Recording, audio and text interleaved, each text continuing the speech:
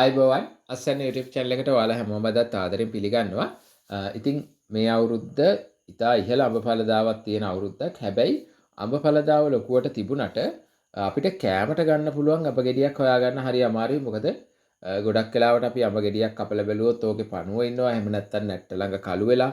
ඉතින් මේ தත්ත්වය ඇති වෙන්නේ විශේෂයෙන්ම මේ අඹ ඵලදාව වැඩිපුර තියෙන කාලෙට ගස් යට අඹ වැටිලා ඒවා කුණු වෙලා ඒවයි සුවඳට පළතුරු මැස්සෝ ආකර්ෂණය වෙනවා. ඊට පස්සේ එයාලා ඇවිල්ලා මේ ගහේ තියෙන ගෙඩිවල බිත්තර දානවා. ඊට පස්සේ අඹ ගෙඩි ඉදින කාලේ වෙනකොට තමයි මේ බිත්තර වලින් කීටෝ එළියට එන්නේ.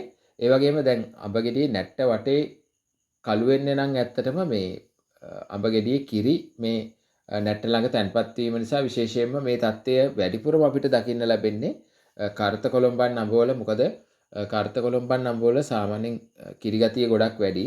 නමුත් දැන් TJC අඹ ගෙඩියක් වගේ ගත්තොත් ඇත්තටම අඹ ගෙඩිය හොඳට පැහුනට පස්සේ කඩා ගත්තාම ඒකේ කිරි ගතියක් ඇත්තෙම නැති තරම්. මොකද මේ ප්‍රභේදය ඒ විදිහට තමයි හදලා තියෙන්නේ. ඉතින් මම ඔබට කියන්නම් කොහොමද අපි හොඳ අඹ ගෙඩියක් පරිභෝජනය කරන්න මොකද කරන්න ඕනි කියලා.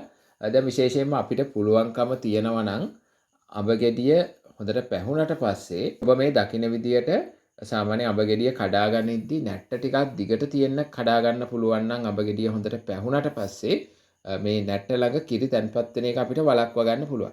හැබැයි අඹ ගෙඩිය කියන්නේ ඉදෙනම තත්ත්වයට වෙනකන් ගහේ තිබුණොත් නම් මේක වළක්වා ගන්න බෑ. ඉතින් ඇත්තටම අපිට මේ දේ කරගන්න පුළුවන් වෙන්නේ අඹ ගහ කප්පාදු කරලා හදාගෙන තියෙනවා නම් හරි. එහෙම නැත්නම් පහත තියෙන අතු වල විතරයි අපිට මේ විදිහට කඩා ගන්න පුළුවන්කම තියෙන්නේ. ගොඩක් වෙලාවට ගෙදරක තියෙන අඹ ගහක් ගොඩක් ලොකුයි. ඉතින් අපිට එතකොට මේ දේ කරන්න අමාරුයි. ඉතින් ඒ වගේ අවස්ථාවක ඔබ කරන්න ඕන මේ අඹ ටික බොහොම සුරක්ෂිතව කඩා ගන්න ඕනේ. කියන්නේ බිම වැටිලා තැලෙන්න දෙන්නේ නැතුව. ඊට පස්සේ මේ අඹ ටික කඩාගෙන පැය භාගයක් විතර තියෙන්න අරින්න ඕන කිරි ටික වේරිලා යන්න. සමහර අය ගොඩක් අවුව තියෙන වෙලාවක් නම් මේ අඹ ටික පැය දෙකක් විතර තද අවුවේ තියෙන්න අරිනවා. ඒකත් ටිකක් සාර්ථකයි. හැබැයි මම ඔබට මේ කියන්න යන ක්‍රමයේ විතරම සාර්ථක වෙන්නේ නැහැ. ඉතින් ඒ අතර ඒවා කරන්න ඕන හොඳට වතුර එකක් උණු කරගන්න ඕනේ. සාමාන්‍ය සෙල්සියස් අංශක 50 උෂ්ණත්වයේ තියෙන විදිහට රත් කරගත්තා නම් ඇති. ඒ කියන්නේ අපිට වතුරයකට අත දැම්මහම හොඳට රස්නේ දැනෙන්න ඕනේ. හැබැයි අත පිච්චෙන්නේ නැති වෙන්න.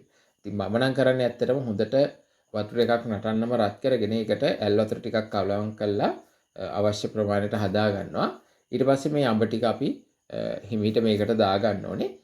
ඊළඟට අපි මේ අඹ ටික විනාඩි 2ක් තියන්නල්ලා ඉක්මනටම ඉවත් කර ගන්න ඕනේ. මොකද ගොඩක් වෙලා තියන්න අරින්න එපා. එතකොට අඹ ටික තැම්බිලා යන්න පුළුවන්. ඊට පස්සේ මේකේ වතුර හොඳට බේරුණාට පස්සේ කාඩ්බෝඩ් පෙට්ටියක් අරගෙන මේක හිමිහිට අඩු කර ගන්න ඕන නැට්ට පහලට හිටින විදියට අඩු කරගෙන මේ පෙට්ටිය වහලා හොඳට සීල් කරලා තියුවනම් අපිට දවස් 4ක් විතර යනකොට මේ අඹ ටික හොඳට ඉදෙනවා. ඊට පස්සේ අපිට කෑමට ගන්න පුළුවන්.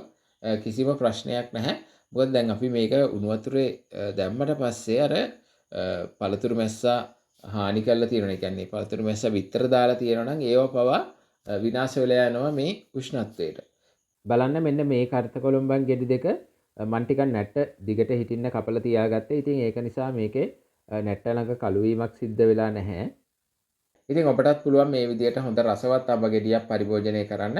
ඉතින් මේ වගේ තවත් වීඩියෝ එකකින් හම්බ වෙමු. බොහොම ස්තුතියි.